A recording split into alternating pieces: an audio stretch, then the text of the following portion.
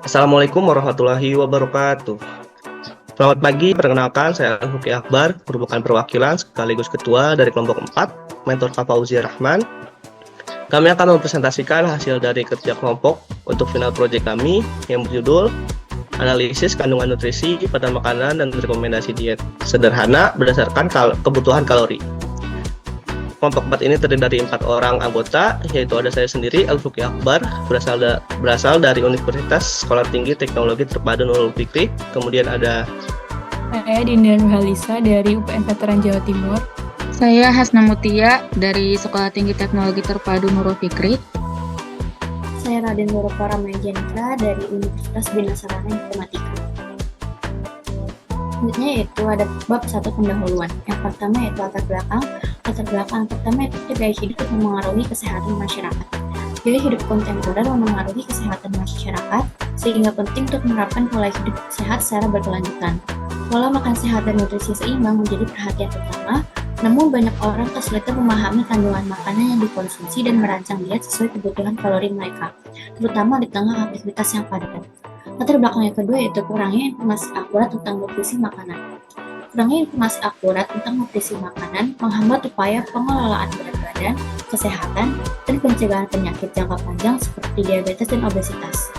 Solusi berbasis data diperlukan untuk memberikan informasi nutrisi yang jelas dan rekomendasi diet yang sesuai. Latar belakang ketiga yaitu penggunaan database. Dalam proyek ini digunakan database USDA yang menyediakan data lengkap dan akurat tentang nutrisi makanan, termasuk kalori, protein, vitamin, dan mineral. Dengan memanfaatkan database ini, proyek ini bertujuan membantu individu mengidentifikasi kandungan nutrisi dan merancang diet sederhana yang sehat sesuai kebutuhan kalori dan nutrisi pribadi.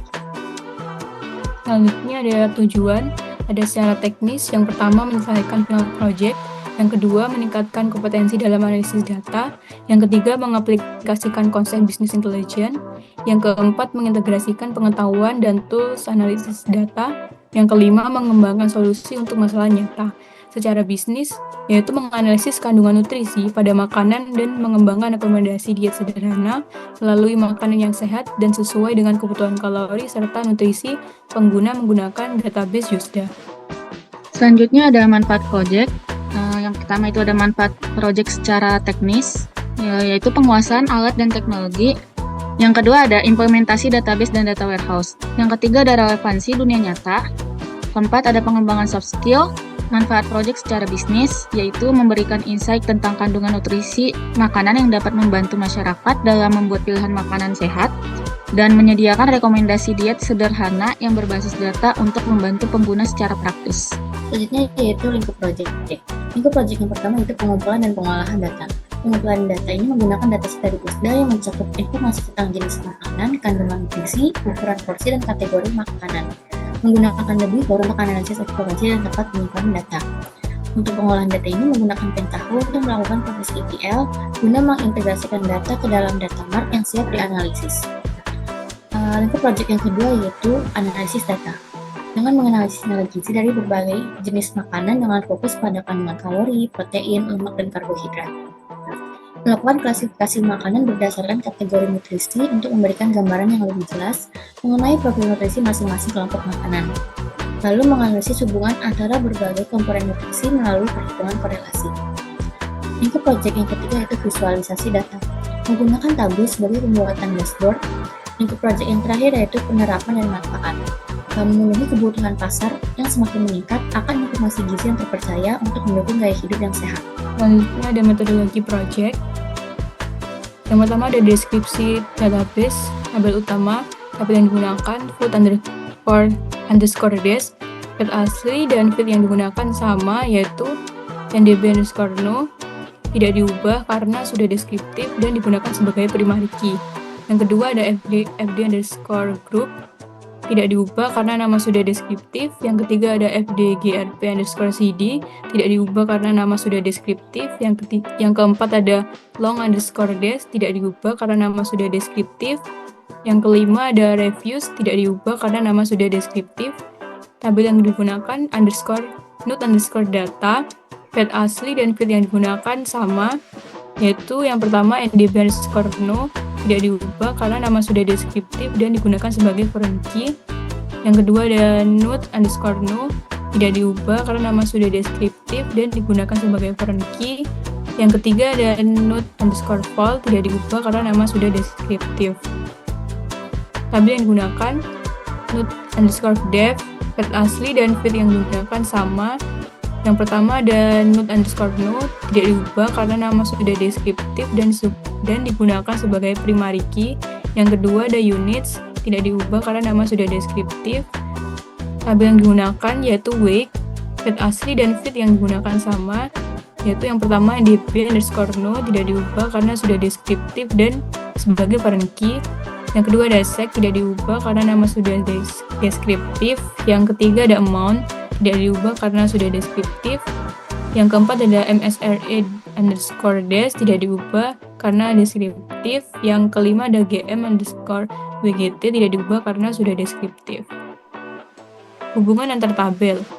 Relasi antar tabel antara tabel food_des dengan node_data, hubungan kardinalitasnya adalah one to many. Yang kedua ada node_data dengan node_def, hubungan kardinalitasnya one to many. Dan yang terakhir ada food_des dengan tabel wake, hubungan kardinalitasnya ada one to many. Selanjutnya ada tahapan project. Yang pertama yaitu import database USDA ke PostgreSQL untuk analisis lebih lanjut. Lalu yang kedua pembuatan staging area, memindahkan database OLTP ke database staging. Lalu yang ketiga desain data warehouse, yaitu pembuatan dimensi. Yang pertama ada di input, keywordnya itu food_id, long_dex, reviews, fdgrp_cd, fd_group. Lalu di nutrien, keywordnya itu ada food_id, nutrien_id, nutrien_value, nutrien_name, nutrien_name_group.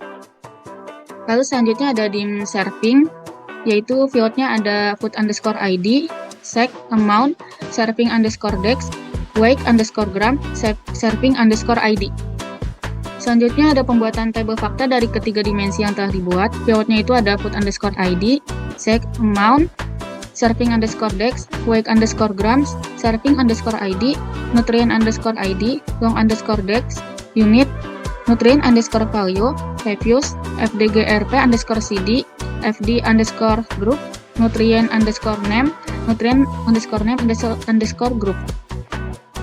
Lalu yang keempat ada pembuatan data mart, yaitu fokus pada topik spesifik, analisis kandungan nutrisi pada makanan, dan rekomendasi diet sederhana berdasarkan kebutuhan kalori.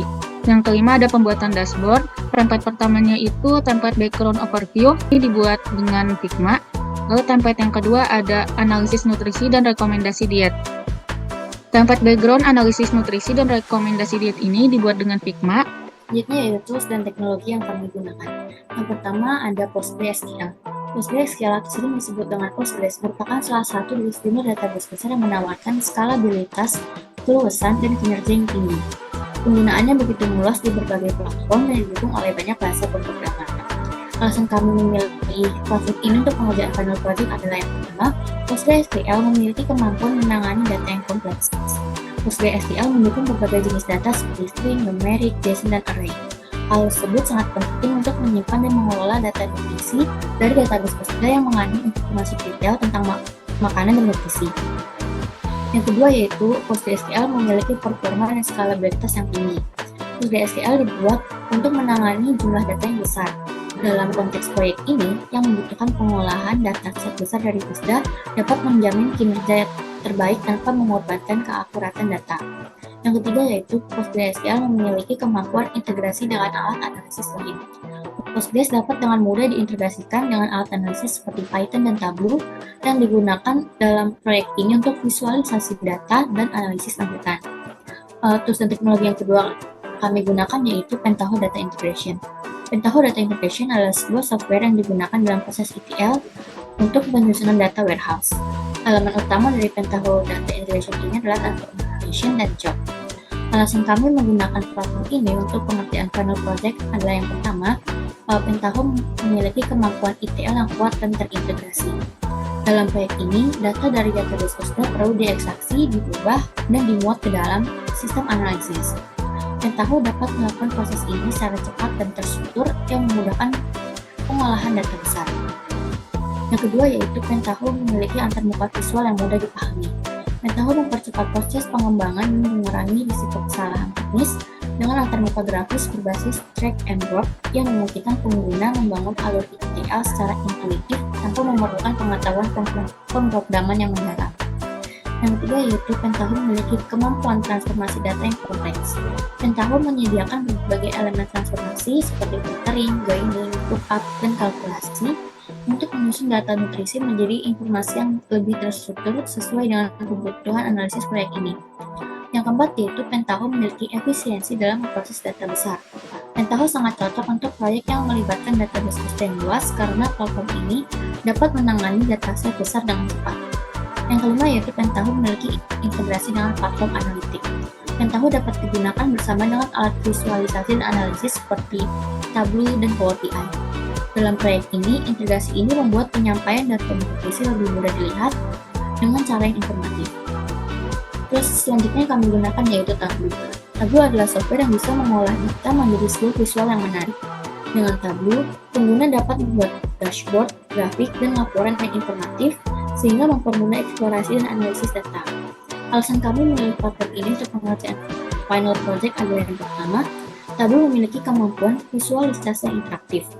Tableau memungkinkan pembuatan visualisasi interaktif dari data nutrisi seperti diagram, peta, atau grafik yang dapat membantu orang lebih memahami pola, tren, dan informasi tentang data nutrisi. Yang kedua yaitu Tableau memiliki konektivitas ke berbagai sumber data. Tableau mendukung koneksi langsung ke database seperti PostgreSQL yang menyimpan data nutrisi USDA, sehingga pengguna dapat bekerja dengan dataset yang up-to-date tanpa harus mengekspor atau mengimport data secara manual. Yang ketiga yaitu Tableau memiliki kemampuan analitik yang kuat. Tableau memiliki fitur analitik bawaan seperti filtering, clustering, forecasting, dan pembuatan tren yang bermanfaat untuk menganalisis data nutrisi untuk menemukan pola konsumsi dan membuat rekomendasi diet berdasarkan data. Baik, masuk ke bagian implementasi dan hasil.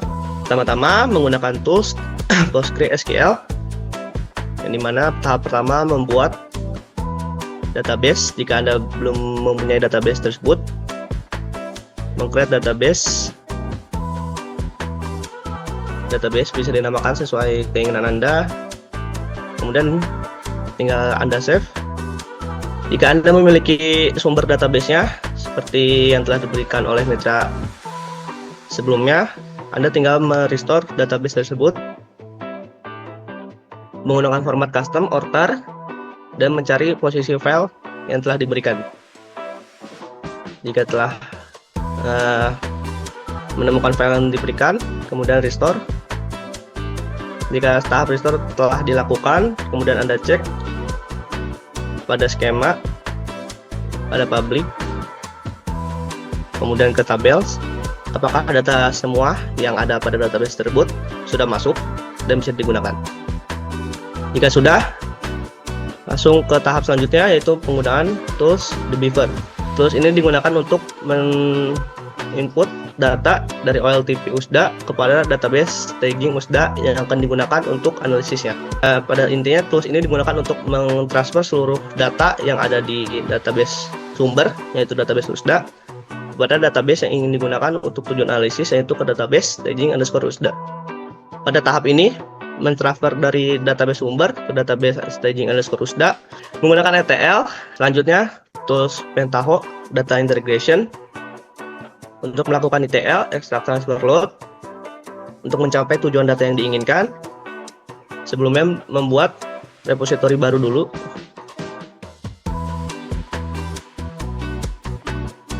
Kemudian pilih order repository, memilih atau membuat repository baru menggunakan file yang telah dibuat sebelumnya. Kemudian memasukkan display name repository-nya bebas. Kemudian mencari lokasi file yang akan digunakan untuk repository tersebut. Jika sudah, kemudian Anda tinggal finish dan terbuatlah repository baru. Masuk ke tahap ETL-nya, yaitu ada 9 transformasi, 2 job. Antara lain ada 4 staging transformasi, ada 3 dimensi transformasi, ada 1 transformasi fakta, ada 1 transformasi data mark. Kemudian saya akan menjelaskan beberapa file yang digunakan atau telah dibuat. Yang pertama ada tahap staging untuk tabel food dash, dinamakan staging_food_dash, menggunakan beberapa step. Pada tabel input, menginput tabel yang ingin digunakan untuk stagingnya, yaitu antara bukan menggunakan tabel food_dash dari database staging_usda.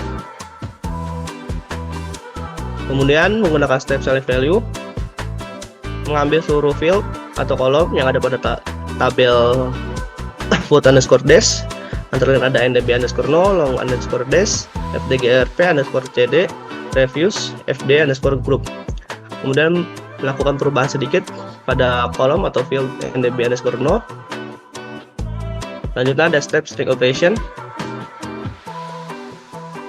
Di sini untuk menangani kalimat operasi. Jadi pada field atau kolom long_dash, karena bertipenya tipe string, jadi kami tangani dikarenakan pengecekan sebelumnya pada field atau kolom long_dash ada beberapa string atau data yang tidak sesuai atau tidak dibutuhkan. Kemudian ada step if field value is null. Di sini menangani nilai null pada field atau kolom reviews, karena sebelumnya kami mengecek pada field reviews memiliki nilai null, jadi kami tangani menggunakan step ini.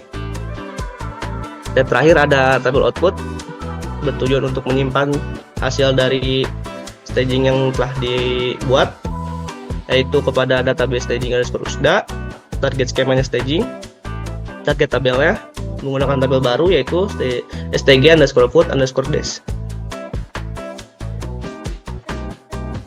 Kemudian ada beberapa staging lagi, yaitu untuk staging node data, tabel node data, staging untuk tabel node def, nutrient def, staging untuk weight, dan masuk kepada transformasi untuk dimensi.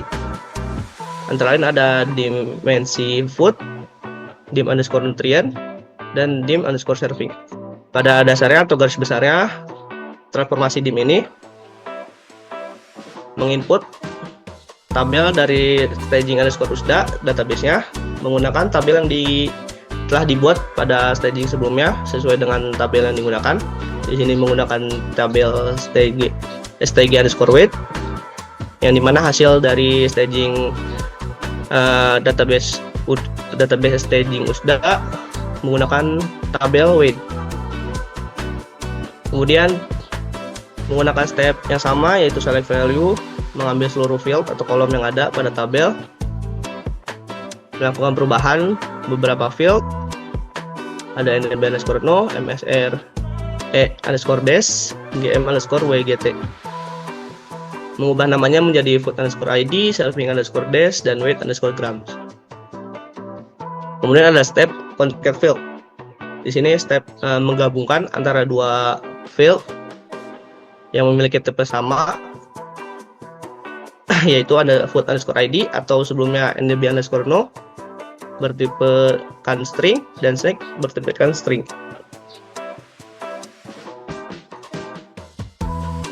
Kemudian menggunakan step if field value is null untuk ndb_no yang telah diganti namanya menjadi food_id dan diubah menjadi tipe integer dengan menangani nilai nolnya atau nilai kosongnya dengan 0. Kemudian step terakhir adalah tabel output untuk menyimpan hasil dari dimensi _weight ini. Target database-nya itu dwh_usda yang dimana dibuat secara otomatis karena telah melakukan staging_usda. Kemudian target skemanya ada dwh, target tabelnya ada dim_serving. Masuk ke transformasi fakta_nutrient, yang dimana transformasi ini menggunakan 3 transformasi dimensi yang telah dibuat sebelumnya, yaitu dim_food, dim_nutrient, dan dim_serving. Masing-masing menggunakan satu tabel input untuk satu dimensi transformasi. Kemudian masing-masing dilakukan stream lookup dan masing-masing ditangani nilai nolnya jika ada. Contohnya untuk tabel input di sini menggunakan dim underscore food, diambil dari dwh underscore usda database-nya. Skemanya pun begitu, diambil dari dwh. Kemudian masuk ke tahap infill value is null, dilakukan stream lookup. Di sini penyocokan dari infill value is null yang telah dilakukan sebelumnya menggunakan key fieldnya yaitu put underscore id dengan seluruh field yang ada. Tahap tersebut dilakukan untuk ketiga tabel input dimensi transformasi yang ada. Jika sudah dilakukan infill value terakhir, kemudian menggunakan step select value, mengambil seluruh field yang ada pada tabel yang telah digabungkan dari ketiga dimensi transformasi, yaitu ada 15 kolom, 15 field, dan tidak melakukan perubahan apapun. Dan yang terakhir, disimpan menggunakan step tabel output, target database-nya yaitu dwh underscore usda, target skemanya dwh, target tabelnya yaitu tabel baru fake underscore nutrient dengan database fieldnya seluruh field yang ada. Kemudian jika sudah masuk ke tahap atau job pertama yaitu job data underscore warehouse, yang dimana isinya merupakan seluruh transformasi yang telah dibuat sebelumnya dari tahap staging put underscore dash hingga tahap fake underscore nutrient atau transformasi fakta, dimulai dengan step start dan diakhiri dengan sukses, menandakan seluruh transformasi sukses dilakukan. Masuk ke transformasi terakhir yaitu transformasi dm underscore put underscore nutrient atau data mart, menggunakan dua tabel input. Yang pertama untuk menginput dari tabel fake underscore nutrient pada database dwh underscore usda. Yang kedua menggunakan tabel input dim underscore serving dari database dwh underscore usda. Kemudian kedua tabel tersebut di stream lookup juga dengan key-nya yaitu yang memiliki persamaan antara kedua tabel yaitu put underscore id dengan sedikit perubahan pada long underscore dash menjadi put underscore name dan serving underscore dash menjadi put underscore group, dan mengambil seluruh field yang ada pada tabel. Jika sudah masuk ke step select value, mengambil seluruh nilai yang ada pada tabel tersebut. Di sini menambahkan satu field atau satu kolom yaitu nutrient underscore name underscore group. Jadi keseluruhan memiliki 16 field atau kolom dan tidak dilakukan perubahan apapun. Dan yang terakhir untuk menyimpannya menggunakan step table output juga sama dengan yang sebelumnya dengan target database dwh underscore usda, target skemanya dwh, target tabelnya dm underscore put underscore nutrient. Kemudian masuk ke job utama, job main. Di sini menggunakan step diawali dengan start, kemudian masuk ke job data underscore warehouse, kemudian masuk ke transformasi dm underscore food underscore nutrient, dan yang terakhir menggunakan step sukses untuk menunjukkan apakah job ini sukses dijalankan atau tidak. Yang dimana job main ini, job utama ini menjalankan semua staging, semua transformasi yang ada, semua dimensi, semua fakta dan data mart dan job yang ada pada ETL ini atau repositori ini. Garis besarnya, staging untuk keempat staging tersebut memiliki tahap yang sama dan ketiga transformasi dimensi tersebut memiliki tahap yang sama juga. Setelah mendapatkan data mart dari ETL yang dilakukan, masuk ke tahap visualisasi menggunakan tabel desktop. Pertama-tama pada data sort menggunakan server PostgreSQL.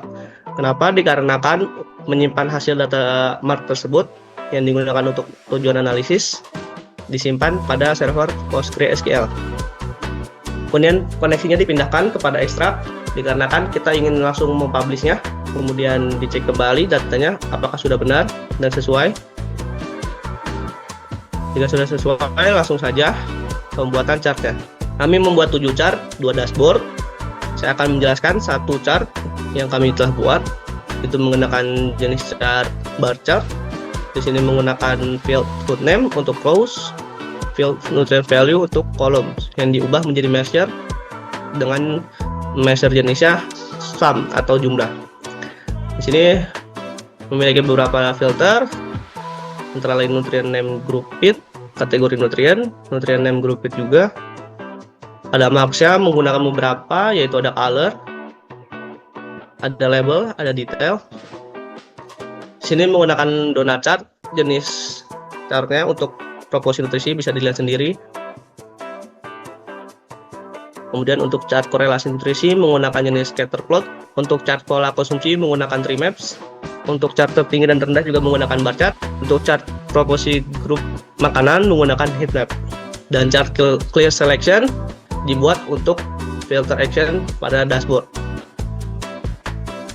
Masuk ke dashboard pertama, terdiri dari 2 chart, judul, penjelasan, dan beberapa icon yang ada. Chart yang digunakan antara lain ada tertinggi dan terendah, ada proporsi grup makanan. Dan di sini menggunakan satu filter utama, yaitu ada 5 tertinggi dan terendah.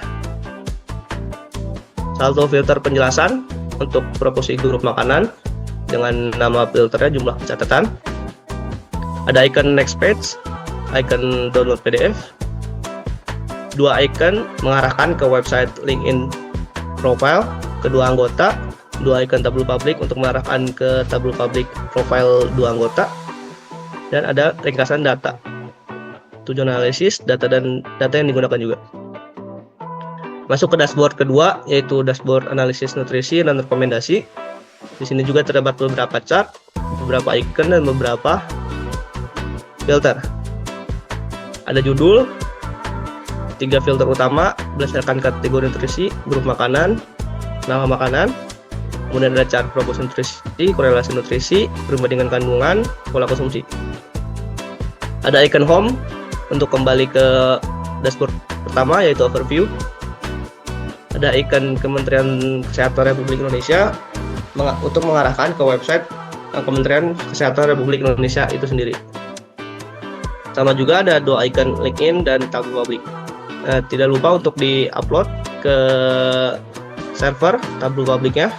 Kemudian buka website tabel publiknya, masuk ke profil pembuat.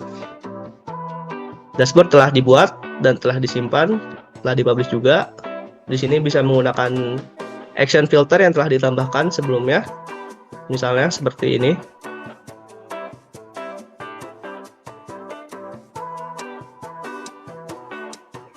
Kemudian ada icon download PDF juga bisa digunakan.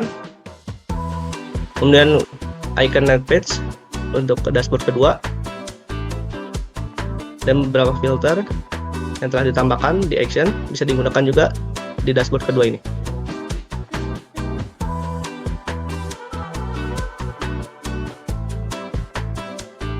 Selanjutnya yaitu kesimpulan dan saran.